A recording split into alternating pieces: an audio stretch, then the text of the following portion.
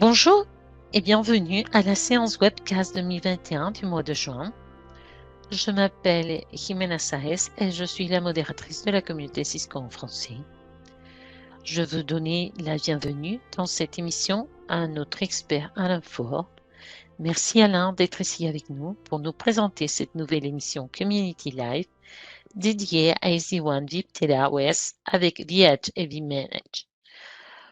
Au nom de toute l'équipe de la communauté Cisco, nous remercions votre présence et c'est avec un grand plaisir que nous vous accueillons. Alors, et les nouveautés et prochains événements? Nous voulons vous annoncer notre prochain webinaire Community Live du mois de juillet qui sera dédié à la collaboration, résoudre les échecs des appels téléphoniques, CUCM, CME, CUC, UCCX et UCCE. Ce webinaire vise à vous fournir une meilleure compréhension des raisons des échecs d'appel, à établir une méthodologie pour enquêter et identifier les causes de ces échecs. Alors, vous découvrirez comment identifier les équipements, les logiciels sur lesquels vous pouvez mettre en œuvre des solutions, corriger les erreurs de configuration et les dysfonctionnements téléphoniques ou identifier une panne d'opérateur. Alors, inscrivez-vous.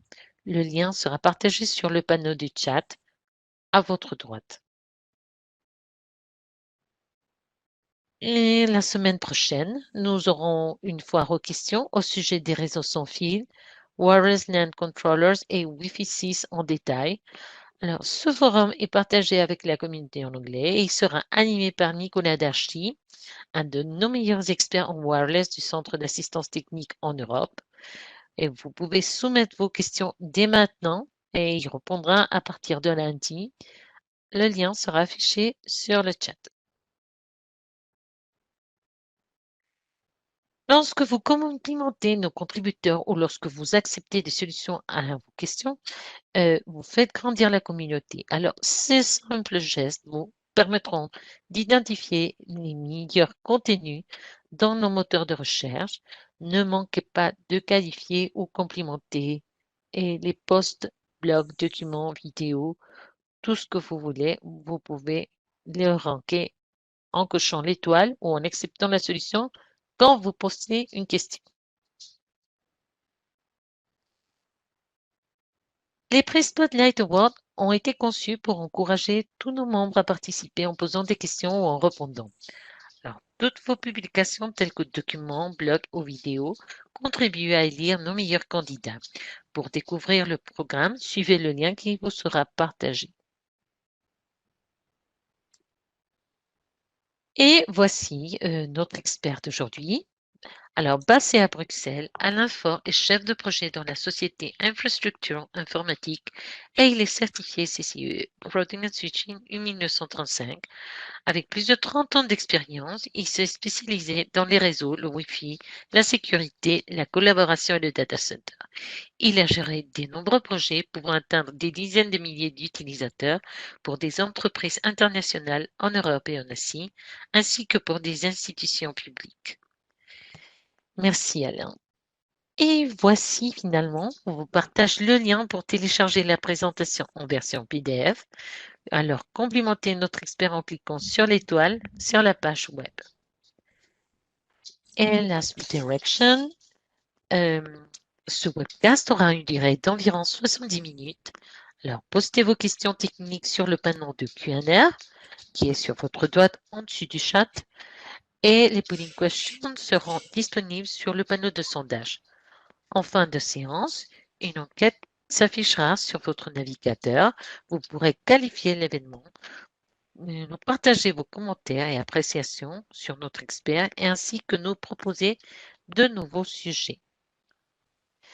Alors, on va ouvrir le premier polling question. D'abord, je vais transférer les droits de la séance à Alain pour qu'il puisse partager son écran. Et merci beaucoup à tout le monde d'être ici avec nous. Et puis, donnez-moi une seconde. Donc, c'est bon pour moi. OK, alors ouvrir le sondage numéro 1. Alors, la question, c'est quel est votre niveau et votre expérience dans le SD-WAN ou le routage? Quelles sont les options que nos participants ont pour répondre, Alain? Eh bien, donc c'est pour savoir à peu près donc votre niveau de préparation ou bien votre niveau d'expérience. Donc c'est pour ça on dit pour le CCIE, donc ça veut dire quelqu'un qui a le CCIE ou bien qui le prépare de manière très active. Vous répondez A. Si c'est pas votre cas, mais que vous avez plus de 10 ans d'expérience, à ce moment-là, vous répondez B. Et c'est la même chose en fait pour le CCNP avec C ou D, entre 5 et 10 ans d'expérience, le CCNA entre 1 et 5 ans d'expérience. Et puis si vous êtes étudiant ou passionné, que vous bricolez sur ces sujets-là, eh bien vous répondez avec la question G. Voilà. D'accord. Alors, si tout le monde a remarqué, le sondage a été ouvert sur votre droite en dessous du panneau de questions-réponses. Vous devriez pouvoir voir cette fenêtre-là. Alors, nous voyons que la plupart ont déjà There is an error 404 on the link on the download.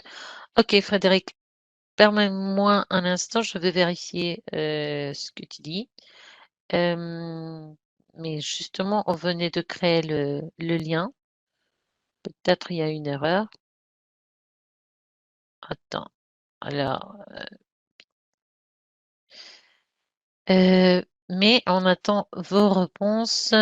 Alors, copie pour le slide, copie. Attends, je le mets sur le panneau du chat juste pour vérifier. Ouais, voilà. C'est effectivement tous mes contacts. Alors, le lien, c'est pas celui de juillet, c'est celui du mois de juin. Désolée pour le gêne, hein. Voilà, ça c'est le bon lien pour télécharger la présentation. Je t'en prie, Clément. Alors, voilà, on va regarder qu'est-ce que la plupart ils ont répondu. Alors, je vais fermer le sondage. Si personne de plus veut répondre, d'accord, bah, on ferme. Et puis, les résultats du sondage, voilà, appliqué, c'est bon. Là, je peux voir que environ, on aura, c'est la plupart, ben, c'est des personnes plus de 10 ans d'expérience. En deuxième position, c'est euh, entre 5 et 10 ans. Et je voudrais voir le pourcentage. Alors, 19% plus de 10 ans, 15% entre 5 et 10 ans, alors que 13% ont une préparation CCNP ou 13% CCNA, et puis 7% sont des étudiants et rien que 3% ont entre 1 et 5 ans d'expérience. Ah, c'est très Juste intéressant. pour avoir, c'est assez diversifié, mais disons que la Oui, plupart, oui. c'est des gens expérimentés. Hmm. D'accord? Entre professionnels et experts. Génial. Bah, je te laisse poursuivre la présentation, mais je suis à côté si vous avez des questions. Merci. Ok. Donc, voilà. Donc l'ordre du jour. Alors, ça va se faire en 6 parties, hein, 6 chapitres. En gros, la présentation du SD-WAN, une architecture simple, la mise en œuvre, le fonctionnement, un petit peu de programmation et un petit peu de débugage. La présentation. Donc, alors, il faut savoir que Viptela est une acquisition, somme toute récente de Cisco, hein, puisque c'est en 2017. Et donc, c'est une solution qui va permettre de segmenter de manière sécurisée les réseaux, d'avoir un routage élaboré multitenante, c'est-à-dire, vous imaginez un peu un opérateur qui dispose de plusieurs clients. Eh ben, on va dire qu'un client, c'est un tenant. Mais ça peut être aussi valable, par exemple, pour un GIE d'entreprise qui va gérer l'infrastructure réseau et donc qui va avoir plusieurs organisations indépendantes à s'occuper. Donc, c'est une des bases du SD-WAN Cisco. et c'est utilisé pour les architectures complexes qui sont multi-clients. Donc, je vous ai donné le lien pour aller vers la documentation SD-WAN sur le site Cisco. Vous pouvez y trouver beaucoup de choses. Alors, comme d'habitude, je vous propose ici une vision globale, hein, puisque on a à peine 1 heure et demie, et une plongée dans certains détails techniques de la mise en œuvre. Il y a beaucoup de références à la documentation Cisco, puisque c'est relativement riche. Il faut garder à l'esprit, pour ceux qui n'ont pas une grande habitude du SD-WAN, que un VPN SD-WAN, ça utilise beaucoup en fait le VRF. C'est un mécanisme classique de chez Cisco pour séparer des réseaux sur le même équipement. Euh, pour séparer en fait des domaines de routage, on va dire. Les références de documentation de SD-WAN, donc j'ai j'ai surtout focalisé là-dessus. Alors, vous avez 4 Hours to Build Our Own Cisco SD-WAN Lab. C'est un document du live Cisco à Barcelone de 2020. Il y a beaucoup de documentation en anglais sur le SD-WAN, euh, sur le live Cisco, hein. Vous allez https www.ciscolive.com et vous passez la requête pour avoir l'information et vous allez avoir beaucoup de présentations. C'est vraiment intéressant et il y a beaucoup de choses. On peut avoir un bon complément sur de ce que je vais faire. Vous avez aussi un livre, je dois être honnête, je ne l'ai pas lu, mais il existe et il est probablement bien. Cisco SD-WAN Designing, Deploying and Securing Your Next Generation WAN with Cisco SD-WAN. Et c'est un livre de Cisco Press. Le SD-WAN et le CCIE. Donc, dans le CCIE, vous avez une partie SD-WAN. D'ailleurs, entre parenthèses, vous avez aussi SD Access, hein. Et là, sur le blueprint, vous avez un certain nombre de sujets que vous devez maîtriser. VBand, VManage, OMP, etc. Vous voyez. Donc vous pouvez voir les choses qui sont importantes à pas seulement à étudier, mais vraiment à maîtriser en termes de connaissances et aussi en termes de lab. Et d'ailleurs, entre parenthèses, aussi en termes de RFC. Alors, l'apport d'une architecture SD-WAN, donc vous avez une séparation des services et de la couche transport, une centralisation du routage, la mise en œuvre de la segmentation, ça c'est vraiment, vraiment très important, une sécurisation automatique du réseau, la centralisation de la stratégie de routage et d'accès, et puis une simplification du travail d'ensemble et de la mise en œuvre pour le provisioning. Donc on va voir tout ça dans les détails. Donc pour bien saisir le concept de SD-WAN, parce que c'est peut-être pas toujours évident à prime abord, je vous ai fait un petit schéma avec Rimena. Donc, le VPN, euh, en fait, vous voyez, c'est là, on va prendre par exemple un opérateur qui va agir pour le compte de 2 clients. Ces 2 clients se trouvent à Montréal et à Genève, dans des bâtiments qui peuvent être ensemble. Et puis, euh, pour faire des économies d'échelle, l'opérateur va mettre en place un routeur physique à Montréal et un routeur physique à Genève. Et dans chaque routeur physique, il va y avoir une séparation des plans. C'est-à-dire qu'on va utiliser VPN 10 pour l'organisation 10 et VPN 20 pour l'organisation 20. C'est chaque petit morceau du routeur représente ce qu'on va appeler le VRF. Donc ça veut dire, en gros, c'est une table de routage. En très gros, c'est une table de routage qui va être isolée l'une de l'autre. C'est-à-dire vous allez avoir une table de routage pour VPN 10 et une table de routage pour le VPN 100. Ces morceaux de routeur vont être reliés à ce qu'on appelle un V-Edge. En fait, le V-Edge va permettre de recueillir d'une part les informations, c'est-à-dire les réseaux, les encapsuler dans un VPN. Donc c'est vraiment une liaison, ça va être une liaison qui va permettre de relier tous les VEdge entre eux, et puis aussi de tenir compte des routes. C'est-à-dire que vous allez avoir des numéros de réseau qui vont se retrouver de Montréal, vous allez avoir des numéros de Genève ou d'ailleurs, et les VEdge vont récupérer toutes ces routes pour chacun des clients, pour chacun des VPN, et les centraliser. Bon, par exemple, en bas à droite, sur ce qu'on appelle le vSmart, qui va centraliser toutes les routes. Donc, euh, après, pour les utilisateurs, c'est-à-dire pour les organisations donc du VPN 10 et du VPN 20, toute l'infrastructure qu'il y a entre les deux vEdge, c'est-à-dire les carrés avec les flèches là, tout ce qui est entre les deux, c'est absolument transparent. C'est-à-dire que les flux vont passer soit par Internet IP, soit par du réseau MPLS.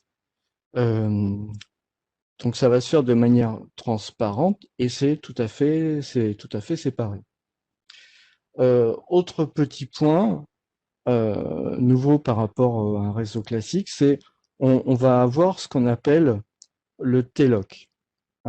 Donc ça va permettre en fait de désigner l'interface qu'il y a entre le vEdge et le réseau qui va permettre de supporter le transfert des données.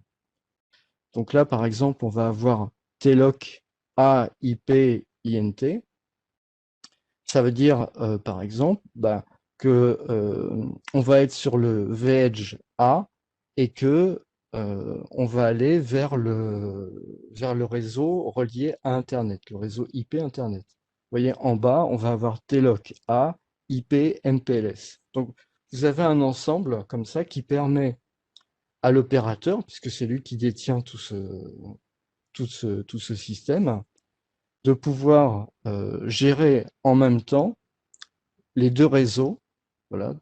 Donc il va faire une action, par exemple, pour faire basculer tous les flux du MPLS vers Internet, ou enfin, il peut modifier ça. Et cet exemple-là, vous pouvez le faire avec 10, 20 ou 100 clients. Voilà, donc ça, c'est un peu le principe. L'appellation VPN peut porter à confusion. Ici, le SD-WAN, euh, en termes de SD-WAN, il ne s'agit pas nécessairement d'une liaison point à point. Virtual Private Network veut dire réseau privé virtuel, ce qui signifie que de multiples interfaces de différents équipements peuvent se connecter dessus. C'est pas, on a l'habitude d'utiliser les VPN comme des liaisons point à point, mais en fait, là, on va avoir plusieurs points d'accès réseau par VPN. Et puis, on a des réseaux VPN particuliers, ça va être le numéro 0 et 512. Et pour le 0, il va être utilisé pour l'administration, par exemple. Au niveau de définition, donc Cisco SD-WAN Fabric, c'est aussi appelé The Overlay Network, overlay qui veut dire recouvrement. Il faudrait envisager ça un peu comme un VLAN de niveau 3. Le vEdge, donc ça on a commencé à voir, ce sont des équipements d'entrée dans le réseau WAN. Ils sont la base de travail du SD-WAN. C'est-à-dire que c'est eux qui vont vraiment agir sur les flux des données et qui récupèrent les routes. C'est le support de vipTelaOS. Et puis on a les C-Edge qui sont conjoints avec les V-Edge et qui eux sont la partie qui s'occupe des architectures classiques ISR, ASR, CSR. Donc généralement c'est eux qui vont être le point d'entrée sur les domaines de routage classiques. Par exemple, vous pouvez avoir un réseau SPF à Montréal, un réseau SPF à Genève, c'est ce qu'on va voir plus tard. Et donc, ce qui fait réellement l'interface avec avec chacun des domaines de routage, ce sont le C-Edge qui va être à Montréal et le C-Edge qui va être à Genève. Les vSmart Controllers, donc eux, ils contrôlent et gèrent la maintenance, la sécurité et la mise en œuvre pour les équipements du réseau overlay. Donc c'est eux qui sont directement en contact avec les vEdge. Les définitions. Donc pour continuer, on a un équipement qui s'appelle le V-Band. donc le VBand va permettre d'authentifier les V-Edge dans leur connexion au réseau overlay. Un des aspects importants du SD-WAN, c'est l'aspect sécurité. Donc, contrairement à ce qu'on pouvait avoir sur d'autres protocoles réseau, hein, sur d'autres architectures, là l'accent est mis sur l'authentification et l'autorisation des équipements réseau à se connecter entre eux. On a le vManage, c'est un outil de centralisation pour le réseau overlay. C'est sur cet outil que se font beaucoup de configurations. Donc c'est en quelque sorte, c'est le point central qui va vous permettre de réaliser les configurations et ces choses-là. Donc il faut aussi que vous gardiez en tête les technologies BGP, c'est-à-dire le protocole de routage BGP, et le mécanisme de VRF, plusieurs tables de routage par routeur. C'est ce qui constitue vraiment l'esprit de base du SD-WAN. Cisco associe avec chaque type d'équipement un plan particulier. Donc par exemple, dans le data plane, on va avoir les V-Edge, le control plane, on va avoir le V-Smart, orchestration de plane, on va avoir le V-Band, et dans le management de plane, on va avoir les V-Manage. Donc ça, voilà, c'est les termes à retenir. On notera aussi un nouveau protocole, OMP, Overlay Management Protocol. Il ressemble beaucoup à BGP et ces communications se font généralement sur du DTLS. Le DTLS, qui est un Datagram Transport Layer Security, c'est un protocole qui sert de tunnel. Il ressemble à TLS, mais il est allégé en termes de contrôle. C'est-à-dire que c'est pas du TCP. Il ne demande pas un acknowledge à chaque envoi. Donc, ce qui crée moins de latence. Les TLOC, ça, on avait vu un peu ça sur le schéma, c'est Transport Location. C'est l'identification des interfaces dans le système de données. Associé généralement au TLOC et au VPN sécurisé pour le transfert de données, on va avoir un protocole, disons un mécanisme, Bidirectional Forwarding Detection, qui va permettre de connaître l'état des liens dans le système de données. Est-ce que mon interface distante marche ou marche pas? Donc là, vous avez un schéma qui reprend en fait toutes les définitions. Donc vous voyez au sommet, vous avez le vSmart qui lui va recueillir toutes les informations venant des vEdge par les OMP updates. Donc, vous allez avoir par exemple l'envoi des routes hein, venant de chaque VPN. Vous voyez, vous avez, si vous regardez en bas à gauche, vous avez VPN 1, VPN 2. Et si vous regardez en bas à droite, vous avez VPN1, VPN2. C'est ce qu'on disait. Donc là, vous allez avoir le subnet A qui va pouvoir dialoguer avec le subnet C et le subnet B qui va dialoguer avec le subnet D. Le transfert des données se fait par les tunnels IPsec qui sont représentés en vert et on s'assure que ces tunnels IPsec sont bien montés grâce au mécanisme BDF. Donc comme vous pouvez le voir, hein, les OMP update, vous pouvez avoir est-ce que mes routes elles sont montées? Est-ce que mon TLOC il est opérationnel? Il y a le transfert des clés et puis aussi il y a l'application des policies, c'est-à-dire des polices qui vont gérer le fonctionnement des routeurs, de transfert de route, etc. On voit que derrière le VPN, d'ailleurs, si vous regardez en bas à gauche, et en bas à droite aussi, donc vous voyez bien, hein, vous avez BGP ou SPF, Connected Static, c'est-à-dire que, en fait, on va utiliser ces protocoles de routage pour pouvoir remonter l'information sur les préfixes, c'est-à-dire sur les réseaux qui sont disponibles sur les différents subnets. Ok. Donc les composants. Au centre, on a le Cisco vManage. C'est un serveur qui permet de stocker les certificats, les configurations pour tous les composants vEdge. C'est un outil de centralisation, donc multitenant, hein, ça veut dire multi-clients. Vous avez éventuellement 10 réseaux, 10 grands réseaux séparés, donc vous avez 10 tenants. Les politiques, hein, c'est ce qu'on appelle les policies. Les templates, ok, et puis la surveillance, et puis aussi pouvoir faire de la configuration ou du debug. Il dispose d'une interface de programmation qu'on va pouvoir utiliser. Les templates.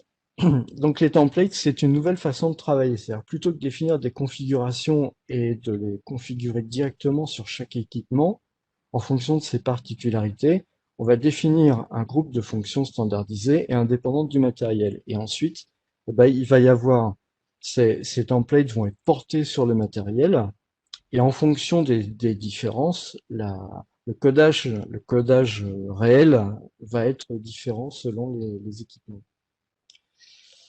Ils vont être appliqués voilà, en les traduisant au niveau local. Donc ça, je vous ai mis une référence. On aura l'occasion d'y revenir par la suite, mais je vous ai mis un lien sur le sujet. Le vSmart Controller, lui, c'est un serveur qui permet d'appliquer l'authentification et les politiques. Donc c'est un outil de diffusion et de découverte ayant comme fonctionnalité le relayage des clés, le moteur de politique, donc pour pouvoir éventuellement modifier des routes ou des annonces de routes, et puis euh, l'accès avec la command line.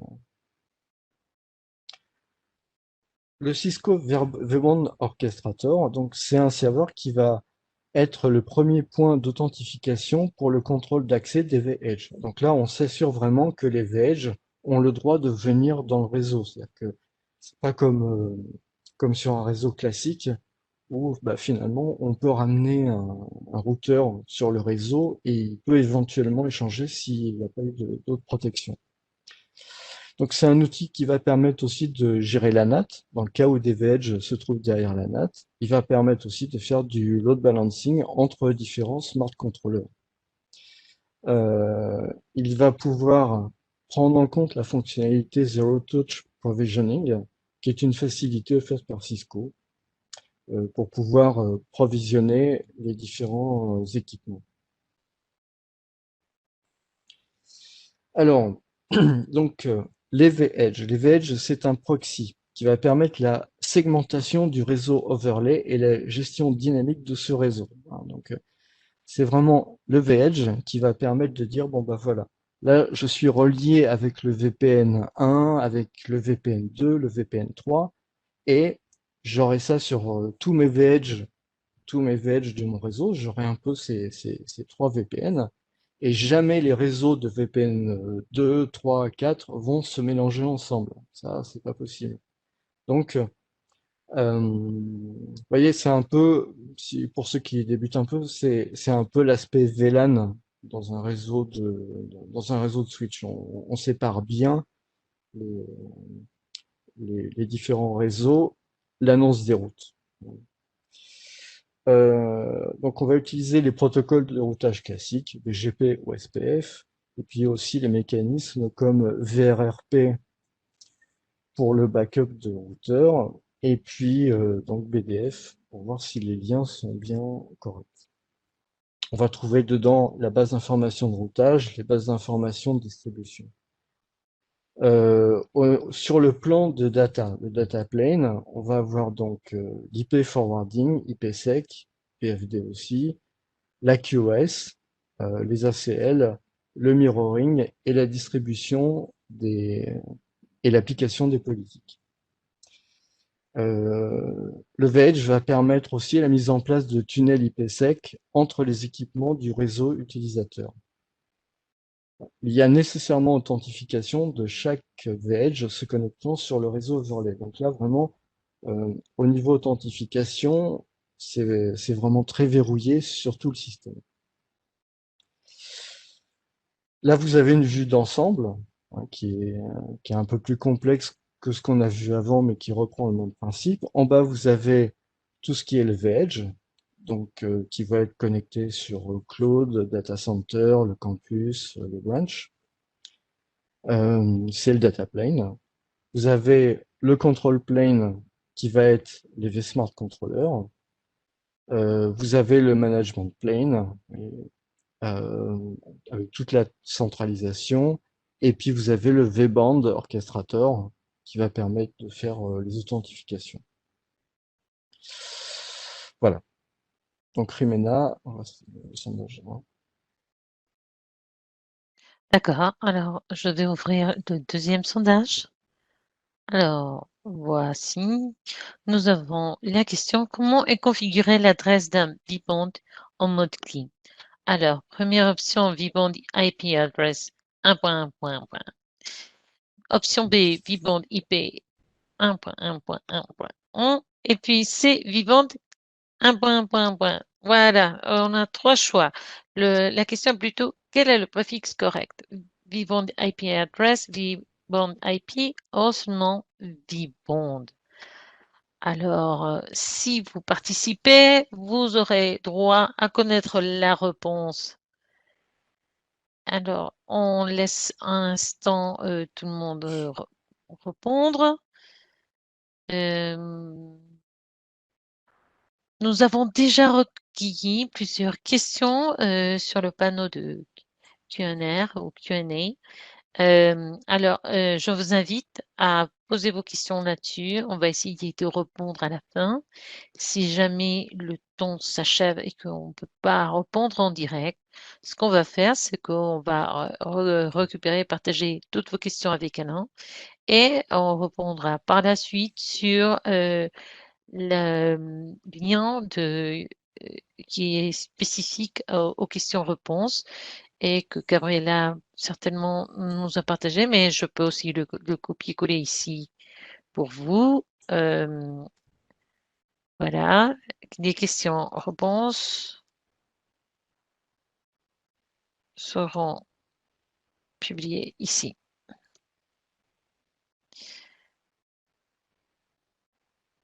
Voilà. Voilà. Alors, c'est partagé.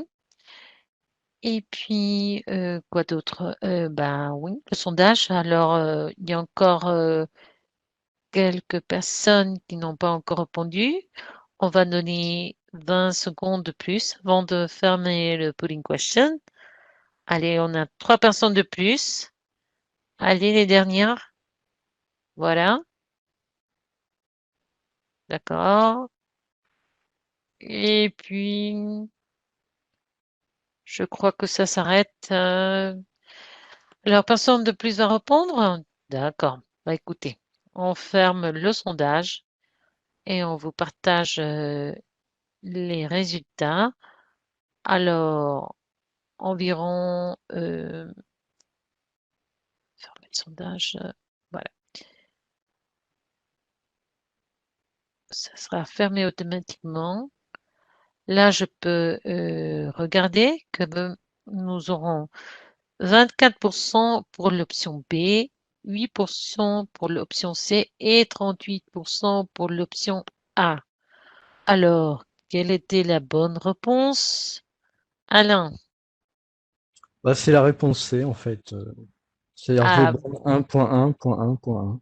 Voilà. d'accord. Alors, ça veut dire que 8% ont eu la bonne réponse seulement.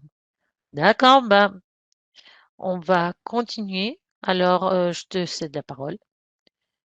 Ok. D'accord. Alors, merci.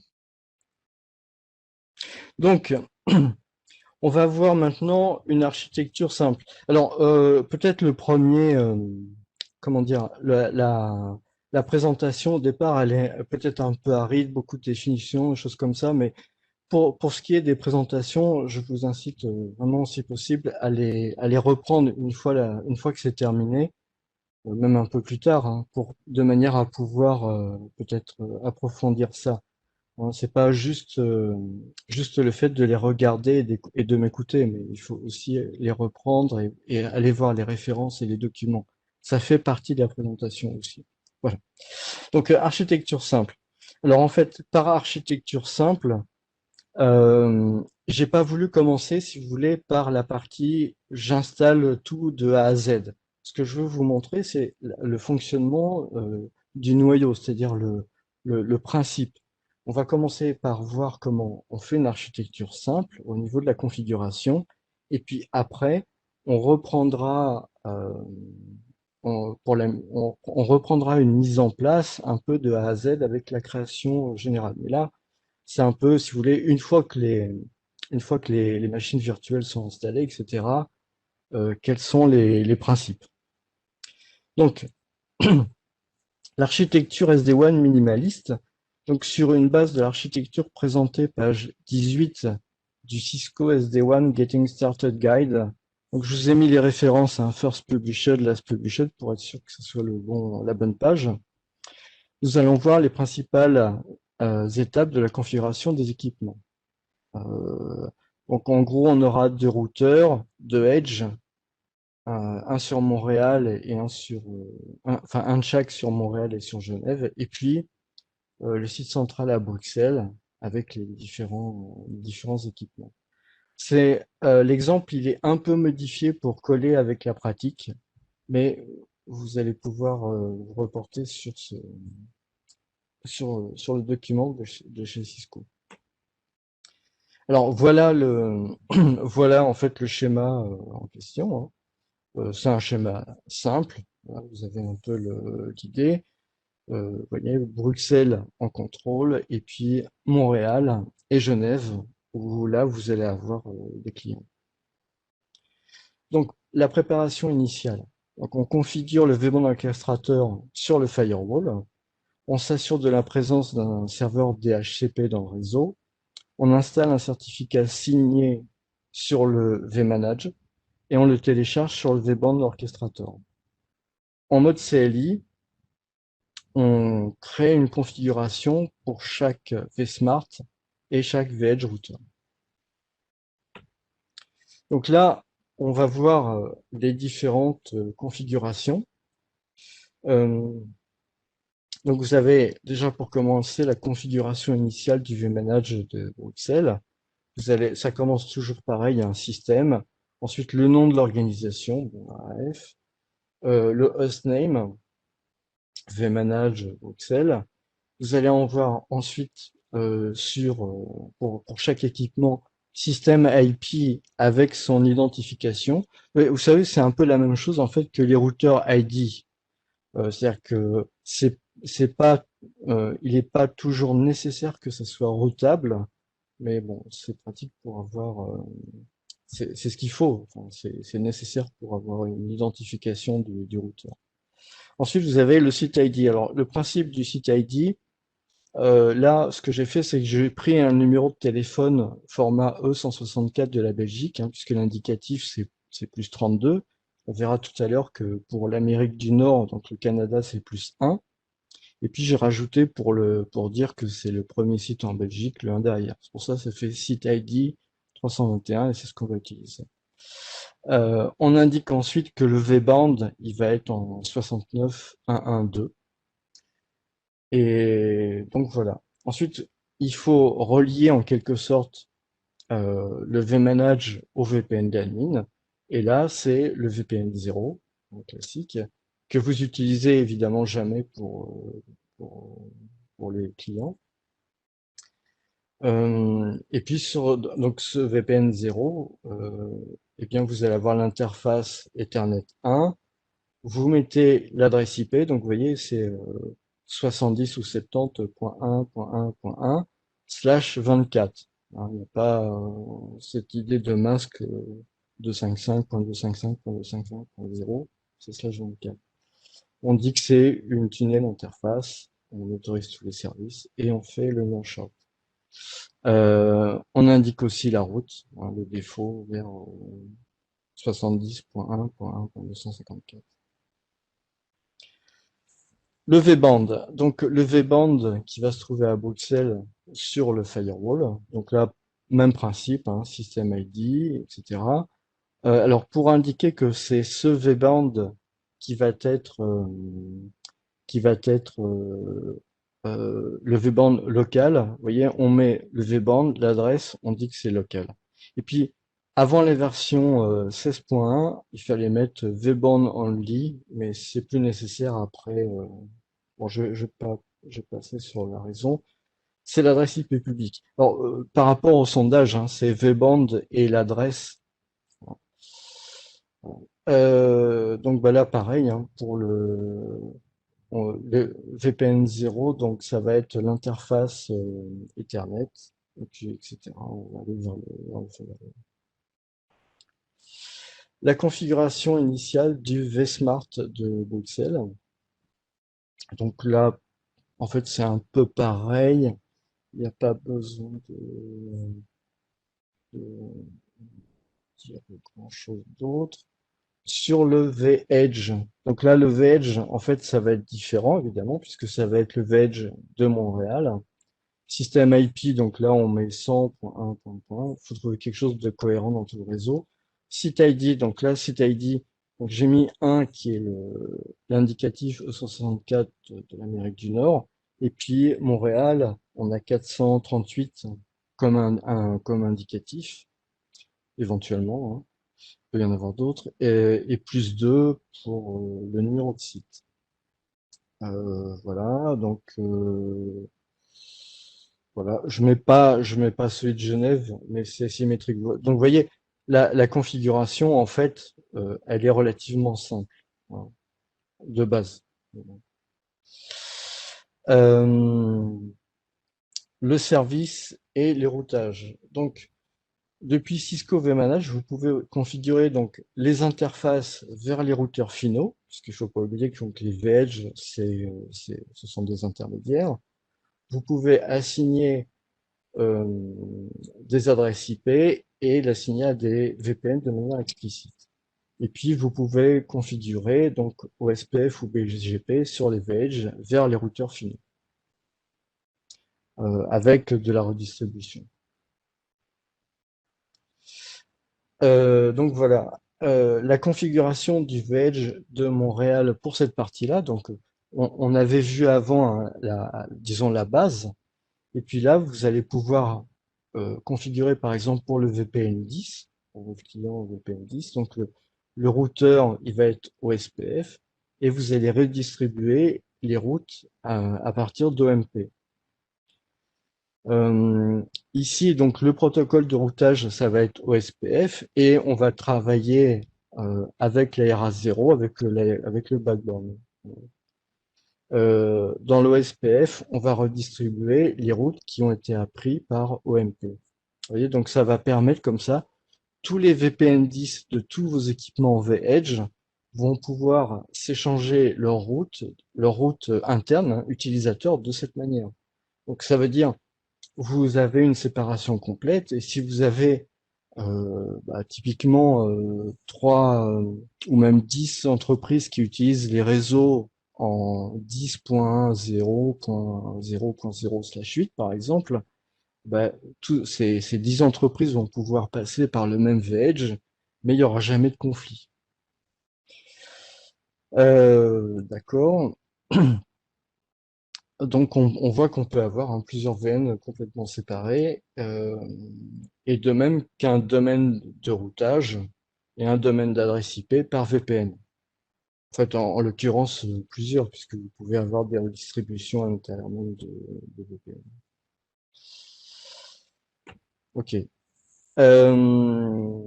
Donc, on autorise l'overlay routing par OMP.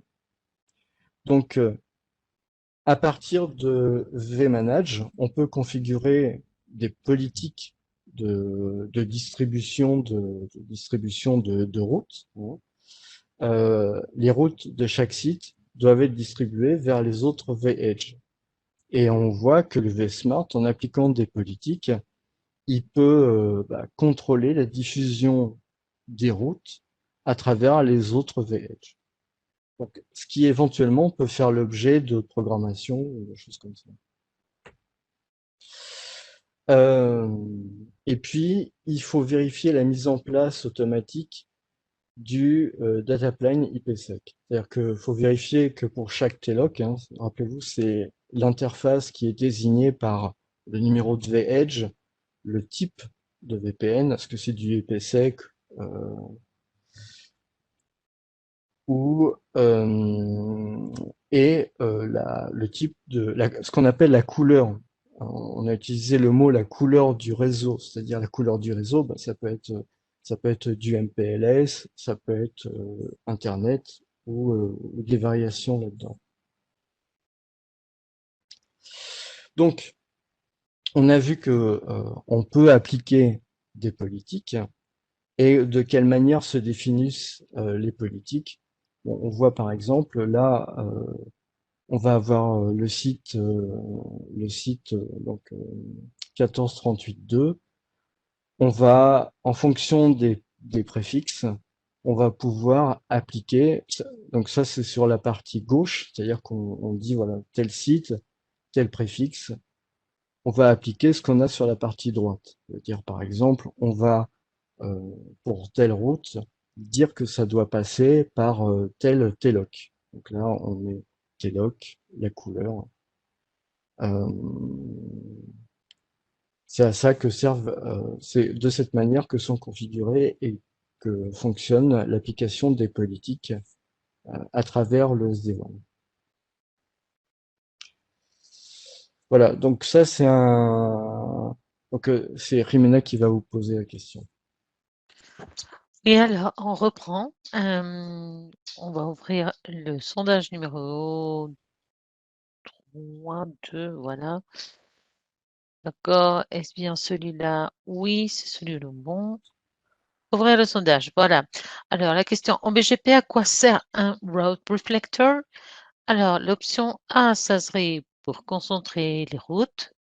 L'option B, c'est pour renvoyer les routes d'un réseau à l'autre.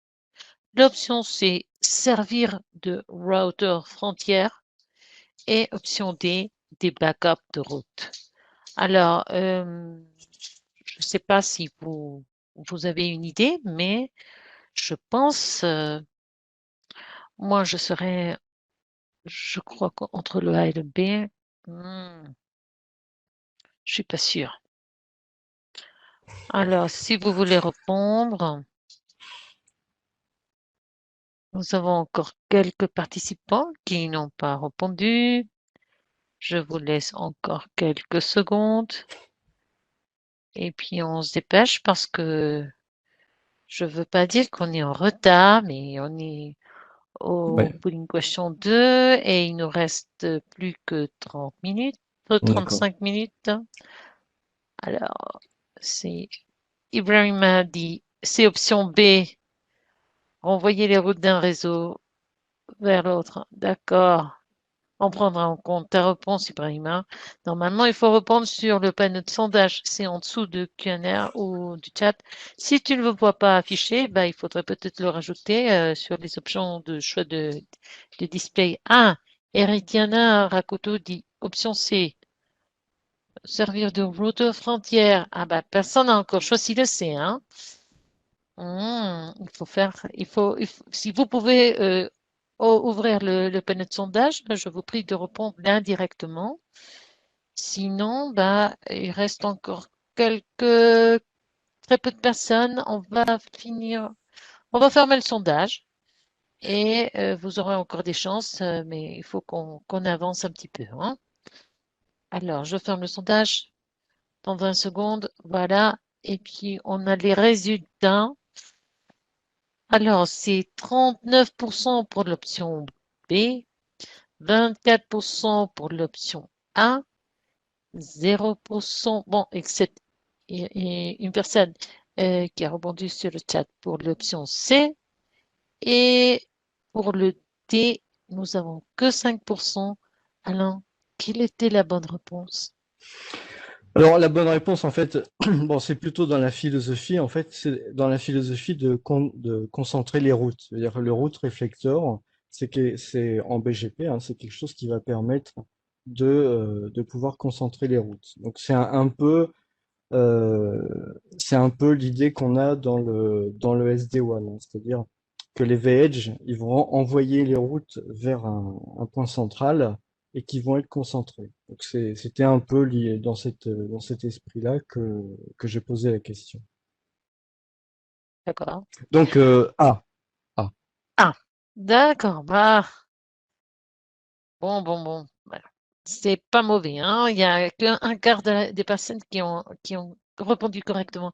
Bah, écoutez, je te laisse poursuivre la présentation et puis on se retrouve tout à suite, tout à l'heure.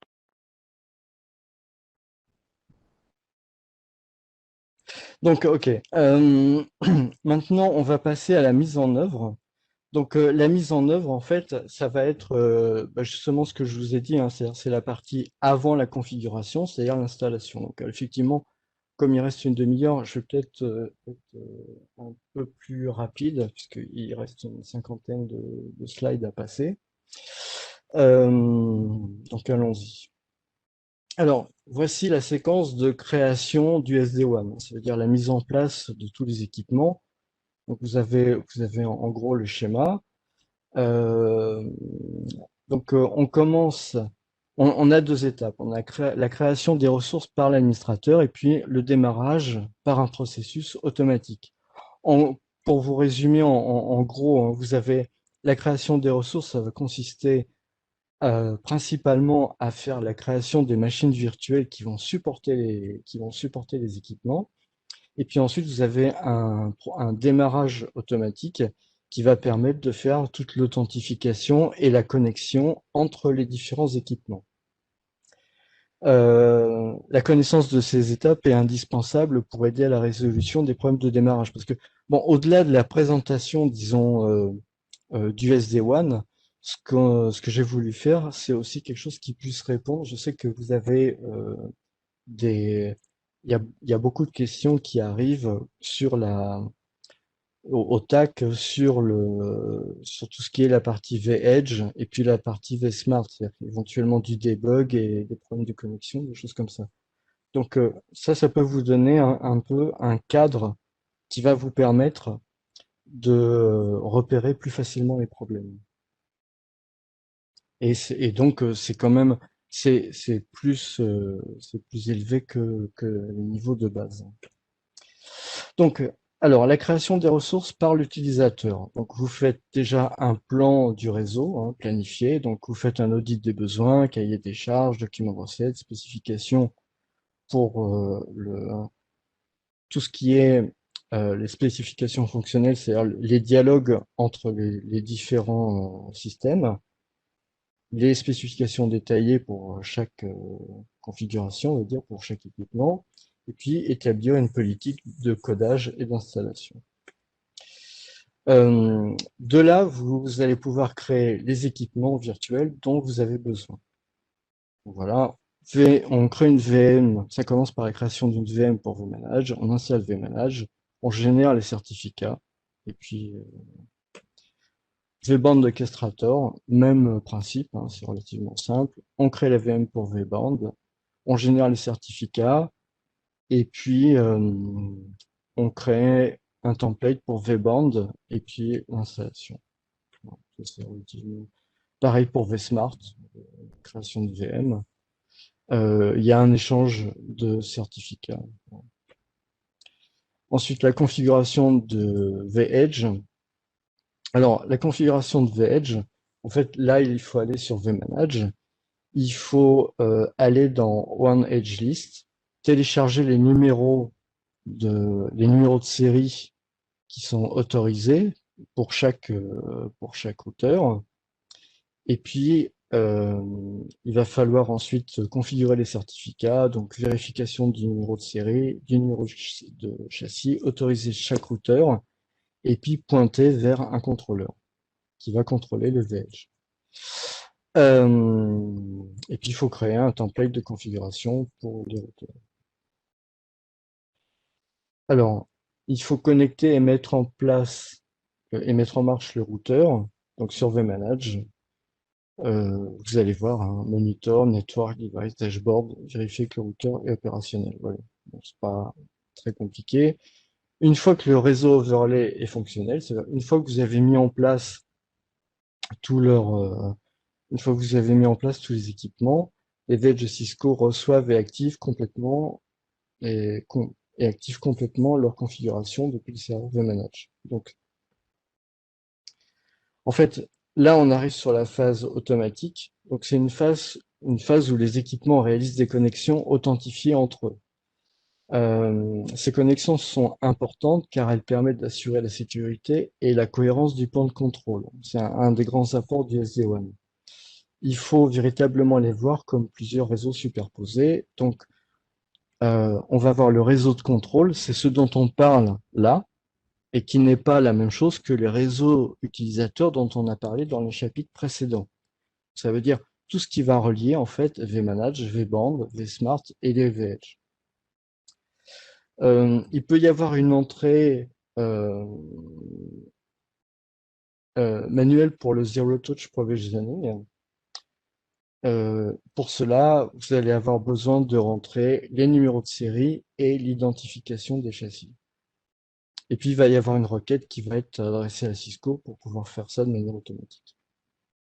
Donc, là aussi, en fait, je vais passer rapidement. On a beaucoup de schémas qui se ressemblent. Donc, on va passer, enfin, je vais passer rapidement sur le chapitre, mais je vais quand même détailler le premier exemple. Donc, on a l'authentification entre vSmart et vBand. Donc, le vSmart, il va demander au vBand de l'authentifier et le vBand va demander au vSmart de l'authentifier. Donc, ça, c'est le principe. Parce que il doit y avoir une authentification des deux côtés, de manière à pouvoir être sûr que tout est bien correct. Alors, on va commencer dans le sens vBand vers vSmart, hein, c'est ce qui est indiqué dans la documentation de toute façon. Donc, on a le vSmart Controller qui vérifie le certificat envoyé par le vBand. On a le vBand qui envoie le certificat vers le vSmart, et puis euh, embarqué, on va avoir les numéros de série. Donc le vSmart, il va vérifier l'organisation, il va vérifier aussi que le certificat a bien été signé par l'autorité de certification route. Et donc, il va établir dans un sens une connexion DTLS qui va être uniquement dans le sens vSmart vers vBand. Et puis, euh, on va avoir le pendant dans l'autre sens, c'est-à-dire qu'on va avoir l'envoi d'un d'un certificat du vSmart vers le vBand qui va lui aussi vérifier donc les numéros de série, les noms d'organisation. Et puis, bah, une fois que tout ça, ça va être correct, on va avoir une authentification qui va se faire dans l'autre sens. Donc là, à ce moment-là, on a bien une authentification à double sens. C'est-à-dire que le vSmart sait que le vBand est bien autorisé et donc lui accorde la connexion. Et le vBand sait bien que le vSmart est autorisé et lui accorde la connexion. Donc, et en fait, ce sera partout pareil dans tout le système SD-WAN, de manière à vraiment avoir une très forte sécurisation. Donc, voyez bien un peu le principe hein, du SD-WAN. C'est beaucoup de sécurité parce qu'on s'assure que bah, les équipements connectés sont bien les bons. Et puis, on a une séparation. Et puis, le deuxième grand principe du SD-WAN, c'est d'avoir des réseaux utilisateurs qui sont séparés les uns des autres, bien que travaillant avec les mêmes équipements et les mêmes liaisons. Voilà. On va avoir une authentification de la même manière qui va se faire entre les contrôleurs, donc entre les vSmart.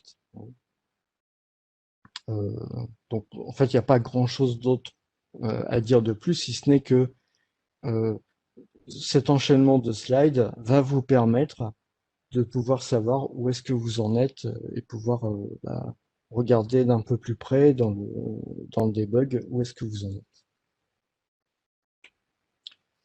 Donc, authentification aussi entre vBand et vEdge Router, pareil, hein, on reprend vraiment les mêmes principes à chaque fois. Donc, je passe rapidement.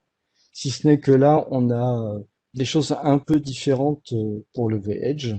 C'est-à-dire que là, on va avoir l'envoi de numéro de série, numéro de châssis, le certificate ID et puis une valeur euh, signée avec une clé privée sur 256 bits. Mais on reste toujours dans le même principe d'avoir une authentification qui va se faire dans les deux sens et quelque chose de très robuste. Donc voilà, je passe rapidement. Vous pouvez reprendre ça à tête reposée ou lors de vos sessions de débugage, quand vous avez un problème, vous pouvez reprendre ça aussi. Donc, pour terminer la partie plutôt installation, euh, c'est aussi très important. Alors, selon que vous travaillez, par exemple, si vous montez un lab pour pouvoir étudier une architecture particulière, si vous voulez faire un POC, faut pas oublier qu'il peut y avoir des ports à ouvrir sur les firewalls. Donc, pour ça, je vous recommande de lire le document Cisco SD-WAN Getting Started Guide, page 103. Là aussi, vous avez la référence exacte.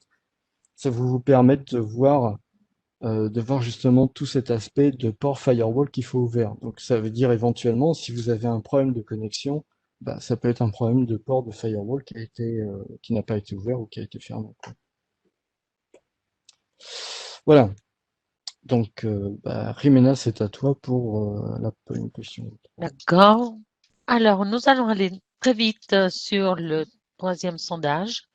Alors, je vais l'ouvrir. La question, c'est simplement, quels sont les RFC du BFD? Alors, on a quatre options. Euh, Vous pouvez choisir celle qui vous convient le mieux. Alors, je vois que vous commencez à participer. Je vous rappelle, et il nous reste plus que une vingtaine de minutes pour finir la séance. Et je pense qu'on va peut-être dépasser 5 minutes, un peu plus pour essayer de rattraper euh, le retard qu'on a eu au début de séance. Mais bah, je vous prie, si jamais on ne peut pas répondre aux questions en live, en direct, en fin de séance, bah, on va vous partager les liens où les réponses seront publiées, bien sûr, mais cela n'empêche que vous pouvez toujours poser vos questions. Alors, je vous laisse 20 secondes de plus pour répondre au sondage. Je vais le programmer pour qu'il se ferme dans 20 secondes. Alors, tous ceux qui n'ont pas répondu, bah, normalement, devraient pouvoir encore envoyer leur réponse en 5 secondes. Ça sera fermé. Alors, je pense qu'environ on a 38% des personnes qui ont répondu l'option B. Et puis Ibrahima sur le chat aussi. Euh, alors, est-ce que c'était la bonne réponse? Alors oui, c'est la réponse B, hein. C'est les RFC 5880 et 5881. D'accord. Bah écoute, je te laisse poursuivre pour qu'on puisse finir la séance le plus vite possible. Merci. D'accord. Oui, oui, bah, j'ai bien conscience que. Alors, le fonctionnement. Donc là, on va voir des fonctionnements un peu de manière un peu plus particulière sur certains mécanismes et certains protocoles. Donc, bon, je vais continuer direct. OMP, l'Overlay Management Protocol, ça on en a déjà un peu parlé. L'Overlay Network, donc c'est un réseau autonome avec ses propres règles de routage. Il est supporté par un autre réseau pardon, sous-jacent, mais les routages n'interfèrent pas entre eux. Donc ça, on en parle depuis le début. Alors, il y a beaucoup de similitudes entre OMP et BGP. C'est ce qui fait que c'est une bonne idée de bien connaître BGP et puis VRF, hein, avant d'aborder les technologies SD-WAN. OMP est un protocole Cisco, il tourne sur une base DTLS, ça on l'a déjà dit. OMP passe à travers les tunnels DTLS entre deux équipements. Donc il établit des pairings, hein, au sens BGP du terme, entre les V-Edge et les vSmart, mais jamais entre les V-Edge. On peut assimiler les vSmart à des routeurs miroirs en BGP. Les OMP annoncent trois types de routes. Les vroutes, elles sont toutes des routes utilisateurs circulant dans les VPN. Ce sont des préfixes qui peuvent être connectés ou redistribués. Donc, c'est, ce sont les routes, par exemple, que vous avez sur le réseau, qu'un opérateur a sur le réseau du client, donc qu'il ne maîtrise pas, hein, et qui vont être gérées. On a les routes TLOC, donc Transport Location, et ça je vais y revenir plus loin, c'est ce qu'on avait commencé à voir. Euh, alors j'ai appelé route, mais bon, les TLOC c'est un statut un peu particulier. Les routes de service, donc pour les VEdge, qui présentent des services comme des firewalls, load balancer ou IDS. C'est-à-dire que vous pouvez dire, bah, à tel endroit, j'ai un firewall, j'ai un load balancer ou un dispositif de sécurité. Alors les routes OMP, elles emportent des caractéristiques du routage classique, hein, origine, site ID, tag, pass préférence, route originator, mais aussi l'ID du VPN et le TLOC, souvent présenté comme un next hop. Bon, mais c'est pas juste une adresse. Les routes du service, donc là on voit un exemple d'application. Le vSmart peut avoir une politique qui oblige le trafic de couleur orange, donc qui va vers le nuage IP privé à passer à travers un firewall. Donc c'est-à-dire il force le passage. Il le fait pour le orange mais pas pour le vert. Et donc on voit hein, qu'on va avoir un tunnel de R1 vers R3 qui va aller vers le firewall, puis vers R2 après. BFD, donc Bidirectional Forwarding Detection, c'est pas extrêmement compliqué, c'est un mécanisme qui permet de définir l'état d'un lien réseau, c'est-à-dire qui permet de savoir bah, est-ce que le réseau est up, donc est-ce que je le conserve dans ma table de routage, bah, où est-ce qu'il est down, et auquel cas je l'enlève. Il permet d'ajouter un mécanisme de détection de dysfonctionnement de liens sur des technologies qui n'en ont pas, MPLS, etc. Donc, je vous ai mis effectivement les récents en question. TLOC, le fameux TLOC, Transport Locator, c'est plus qu'un ID. Un ID, c'est la définir un équipement, device, un point d'accès sur l'équipement, en fait, par une sorte de chemin. C'est l'équivalent du next stop en BGP pour OMP. Donc, le TLOC est constitué de ce qu'on appelle un tuple, l'association de plusieurs variables. Système IP, du V-Edge, Transport Color, ça va être le type de réseau, hein, ça peut être Internet ou MPLS, et puis le type d'encapsulation. Ça peut être un tunnel crypté IPsec ou un tunnel non crypté GRE, par exemple. Un routeur avec 5 différentes couleurs aura 5 différents TLOC pour chaque réseau. Ces TLOC sont connus par le réseau pour former la topologie. Voilà. Donc ça veut dire euh,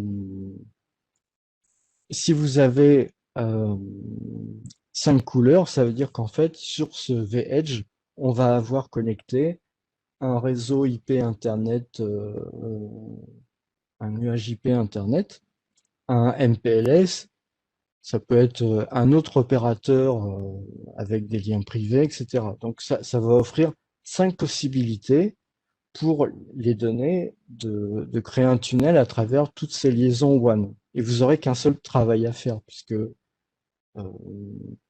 tout ça, ça va être géré de manière globale. Que si vous devez basculer, par exemple, tous vos VPN de Internet vers MPLS, ça va demander une seule action. La déclaration. Donc voilà, TLOC R1, donc sur le VEdge R1, vous allez définir le tuple qui va être R1. Ensuite, orange, ça va être ce qui va aller vers le réseau IP privé. Vert, ça va être tout ce qui va être vers le réseau IP public. Et puis là, en l'occurrence, on va utiliser à chaque fois uniquement de l'encapsulation IPsec pour avoir quelque chose de crypté. On va envoyer vers le vSmart en bas, eh bien, toutes ces informations. C'est-à-dire qu'on va dire, voilà, on va avoir R1 orange IPsec et on va pouvoir créer la base d'informations. Chaque TLOC représente une interface qui est énoncée vers le vSmart. La diffusion. Donc, le VSphere doit communiquer à chaque VEdge et exit des TLOC en fonction des politiques déclarées. Chaque routeur R1 et R2 va essayer d'établir des tunnels avec leurs correspondants pour chaque couleur. C'est-à-dire qu'une fois que les VLOC sont connus, c'est pas suffisant. Il faut qu'il y ait l'établissement d'un tunnel, donc IPsec ou GRE, entre les différentes interfaces. C'est-à-dire que il va y avoir, par exemple, R1, il va essayer de créer un tunnel IPsec entre euh, entre son interface TLOC R1 Orange IPsec et R2 Orange IPsec, hein, puisque même numéro même couleur de réseau, et puis même encapsulation, parce que si vous mettez gros, évidemment, ça ne peut pas marcher. Et de la même manière, il va essayer de créer un tunnel avec son correspondant pour le réseau vert. C'est de cette façon-là, en fait, que ça va être indiqué. Donc, TLOC, c'est pas juste une adresse, c'est pas juste un next hop, mais on peut considérer, moi je considère ça un peu comme un embryon de petite route, parce qu'on a à la fois un point, c'est-à-dire l'interface qui va être représentée par, je sais pas moi, R2, et puis Orange, qui va être représenté par R1, R2 et Orange, ou R1 et Orange, qui vont représenter les interfaces. TLOC sert de next hop aux annonces. De la même façon que BGP installe une route si le next hop est valide, OMP installe une route si le TLOC est valide. Donc c'est à ça aussi que va servir BFD, c'est-à-dire qu'il va servir à détecter est-ce que mon lien est valide. Euh, Si mon lien est valide, j'installe le TLOC, sinon je l'installe pas.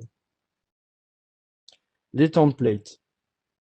Alors, donc, je vous donne une petite info sur les templates possibles. Rappelez-vous, hein, les templates, c'est quoi? C'est le fait de définir sur vManage, en fait, de définir euh, un type de configuration qui ensuite va être appliqué à un équipement. Et le fait d'appliquer ce type de configuration à un équipement va faire en sorte que la configuration, elle va être réalisée en fonction des caractéristiques propres à l'équipement. Donc, pour commencer, de manière simple, je vous ai mis la NTP. Donc, vous voyez, le template, il va se faire comme ça. NTP, on va dire quel est le serveur de NTP, la source, la version. Et la configuration, en fait, sur l'équipement, ça va être NTP, serveur, source, gigabit, internet. Mais la configuration équipement peut varier en fonction des types d'équipement. Pour le système, donc, vous allez avoir pareil un template. Là, vous pouvez par exemple définir des variables de cette façon-là, hein, hostname, et puis avoir un fichier CSV qui va vous permettre de remplir ces différentes variables. Donc, hostname, IP system, site ID, etc. Donc ça, je passe. Hein, vous voyez, vous avez l'application. Donc voilà la polling question numéro 4. Je vais essayer d'aller plus rapidement. Tu peux y aller, Rimena. Oui, alors, allons-y. On ouvre le polling question. Sondage numéro. 4. Oui, alors, voilà. Alors, la question, envisagez-vous de passer une certification Cisco sur le SD-WAN? Alors, option A, le CNA pour commencer. Option B, le CCNP Enterprise. L'option C, CCIE Enterprise Infra. Et option D, autre certification Cisco. Option E, non, pas en ce moment. Alors, est-ce que vous avez en tête de passer une certification en ce moment sur SD-WAN? Si vous nous aidez à compléter cette question, je vous serai fort reconnaissante. Il nous reste plus que quelques minutes et on va finir la séance. Alors, pour tous ceux qui ont posé des questions techniques en ce moment, on vous a partagé le lien où seront publiées les réponses a posteriori. Et sinon, de toute façon, on ouvrira un forum après cet événement pour recueillir de nouvelles questions. Si vous n'avez pas eu le temps de poser ici les questions, vous aurez aussi l'opportunité de nous les remettre et on vous aidera. Alors, je ferme le sondage et vous avez 20 secondes, mais je pense que plus ou moins les chiffres resteront les mêmes. Ça veut dire que 9% visent un CCNA, 13% un CCNP Enterprise, 5% un CCIE Enterprise Infra et 11% d'autres certifications. 25% n'ont pas encore en tête une certification Cisco. D'accord, ben écoutez, merci. Je te redonne la main. Ah non. Ok, donc c'est intéressant. Moi, je suis un très chaud partisan des certifications Cisco et en particulier du CCIE parce que je trouve que c'est vraiment quelque chose qui peut vraiment, c'est pas seulement très utile pour sa carrière, mais ça permet aussi de pouvoir aller vraiment à fond dans la technologie et je pense que c'est vraiment très intéressant. Donc voilà. C'est mon opinion, hein, c'est pas, ça n'a rien à voir avec Cisco. Donc la programmation. Donc il reste quelques slides, mais je pense que ça devrait aller. Donc un des grands intérêts de SD-WAN, c'est aussi d'avoir une interface qui permet de faire de la programmation. Donc ça permet de contrôler l'infrastructure, de faire différentes choses. Je vais pas faire un cours évidemment de programmation, mais je voudrais donner des éléments de base qui peuvent vous permettre de faire rapidement des petites choses et puis d'avoir des résultats. Donc les prérequis, c'est d'avoir Python 3.6 ou plus, et puis d'avoir SD-WAN 18. Euh, là, ce qu'on va faire, en fait, c'est lister des contrôleurs. Donc, on voit qu'on a une phase préparatoire avec l'importation des différentes fonctions. On va avoir une phase de login, et puis après, on va avoir la phase où on va faire le job. Donc là, par exemple, hein, on commence par définir une adresse. On va définir aussi, vous voyez, donc l'adresse c'est UX. SC, ça va être la fonction. Donc en fait, on adresse une API avec une URL. Là, on définit un peu tous les champs qu'il va y avoir dans l'interrogation. On voit le header, etc. Le body avec les credentials, donc username, mot de passe. Euh, et puis, donc on va, vous voyez la ligne résultat handler.post URL databody verify false. En fait, on va envoyer la demande d'authentification, puisque avant la variable URL, on va avoir formé le paquet d'interrogation. Et puis après, on a une interrogation pour voir si le résultat est revenu en erreur. Donc sinon, bah, le script, le login est réussi. Et donc là, le script rentre dans sa phase active, c'est-à-dire que on va utiliser toujours UX, c'est-à-dire toujours l'URL de base, et puis on va aller rajouter derrière le pass vers la liste des contrôleurs. Data Service, System, Device, Controller. On va envoyer un ordre GET pour récupérer l'information et cet ordre GET va être récupéré dans info qui va être découpé avec la boucle for qui va aller dans la liste des contrôleurs et un par un va les afficher. C'est ce qu'on voit là avec print contrôleur qui va passer donc à travers la liste CTL et en l'occurrence sur le type sur le device type. Et puis accessoirement, on va demander une fois quand ça va être trouvé, on va demander à afficher l'IP. Et ça, c'est pour terminer le script. Voilà, donc voilà, c'est un petit démarrage qui peut vous permettre par la suite de faire des choses. Donc ça, je vous laisse voir. Pour élargir un peu les possibilités, vous pouvez évidemment modifier ce script pour d'autres besoins. Et à ce moment-là, je vous engage à regarder la documentation DevNet. Je vous ai mis là le lien un peu vers la documentation en question. Vous voyez, avec là, on va avoir, c'est ce que je vous ai dit, hein, Connect Device, et puis toutes ces informations. Il y a différents chapitres qui peuvent vous être très utiles. Il faut aller voir donc les device template, device inventory, device state and statistics. Ça aussi, ça peut être utile pour tout ce qui est debug, alarm on event, et puis real-time monitoring et administration. Ok. Donc voilà la polling question numéro 5. Primena, c'est à toi. Oui, alors, on ouvre le dernier sondage.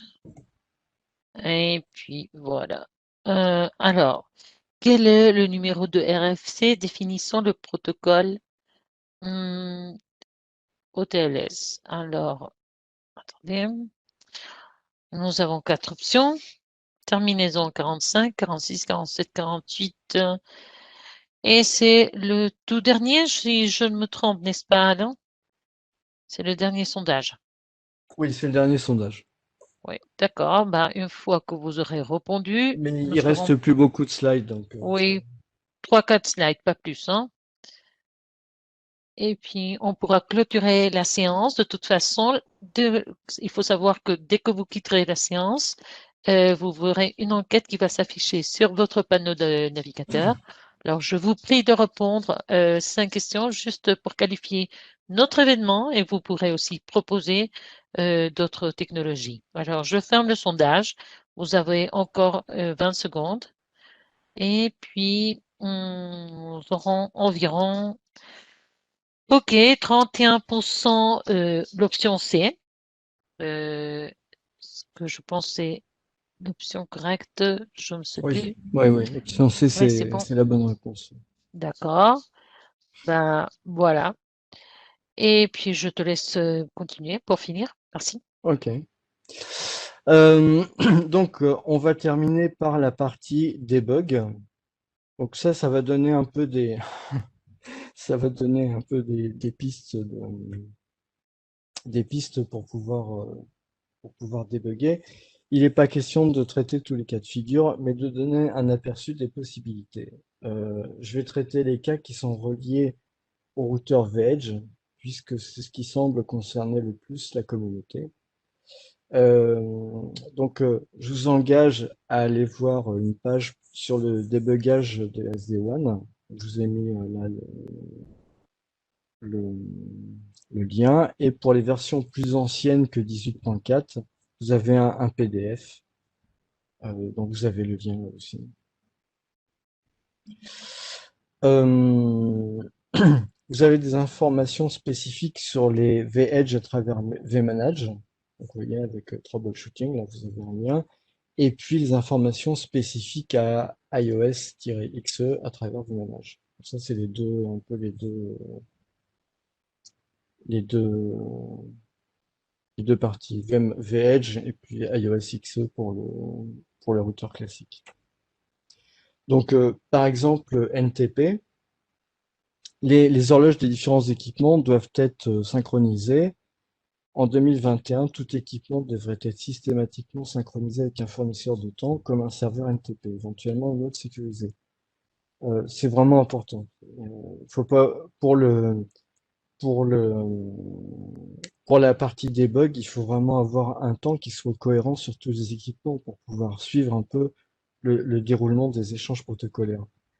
Il ne faut pas oublier, ah oui, deux fois, la configuration des time zones dans un réseau étendu. Bah oui, si vous avez un réseau entre Genève, Bruxelles et puis Montréal ou d'autres endroits, le time zone c'est important.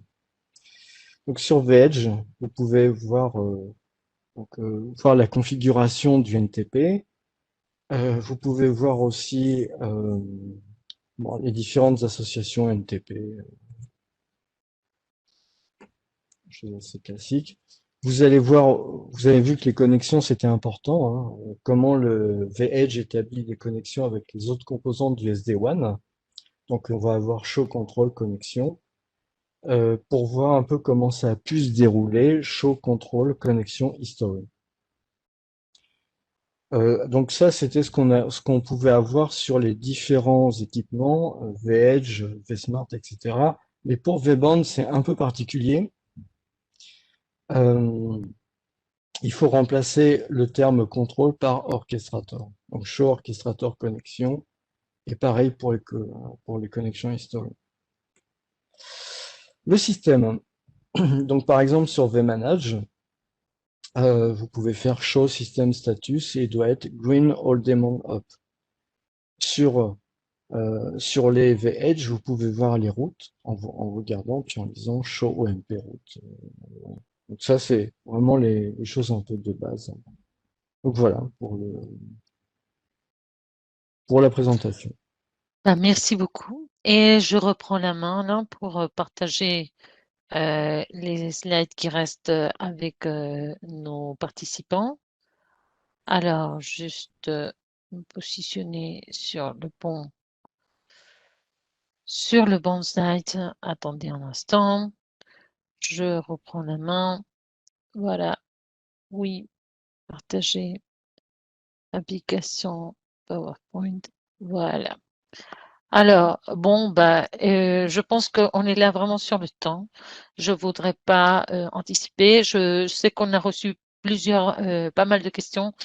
Alors, je vais vous demander de vous référer au lien qui sera affiché QNR sur la page où vous vous êtes inscrit à cet événement. Et là, je demanderai à Alain de nous aider à répondre par écrit à toutes les questions. Sinon, Avec plaisir. de toute manière, vous savez, nous aurons une foire aux questions qui sera ouverte. Bon, c'est déjà ouvert maintenant. Et cela nous permettra de recueillir toutes vos nouvelles questions au sujet de cet événement. Et ça sera disponible jusqu'au vendredi 9 juillet. Alors, si vous avez des questions supplémentaires, vous allez directement sur ce lien. Vous pouvez lancer de nouvelles questions ou discuter avec Alain si vous avez des précisions à faire. Et finalement, vous dire que la communauté est disponible dans d'autres langues. Alors, si vous allez sur l'icône du globe terrestre, là, vous pouvez explorer. On a 7 langues maintenant et on aura bientôt une 8e. Ça sera le coréen. Alors, ce sera vers le mois d'août qu'on va lancer. Et je vous invite à visiter, si vous parlez d'autres langues, chaque communauté a ses propres événements, ses propres spécialistes, et cela va vous permettre d'agrandir vos connaissances. Et aussi, nous avons des réseaux sociaux. Si vous n'aimez pas recevoir des newsletters, bien sûr, vous pouvez aussi consulter nos alertes sur Facebook, Twitter ou LinkedIn, par exemple. Si vous ne les voyez pas, vous me faites savoir et je vérifierai éventuellement que ce soit correctement paramétrisé sur le tool pour faire les publications. Et bien sûr, vous demandez, s'il vous plaît, de répondre à notre enquête. C'est pour qualifier cette séance et ce sondage s'affichera sur votre fenêtre de navigateur après la fermeture de l'événement. Alors, on attend tous vos commentaires et vos recommandations. Et aussi savoir comment est-ce que nous pouvons améliorer nos événements. C'est très important pour nous. Nous voulons que vous puissiez vous connecter et que ce soit l'horaire indiqué ou peut-être le jour de la semaine. Nous voulons vous aider vraiment à réussir de participer avec nous.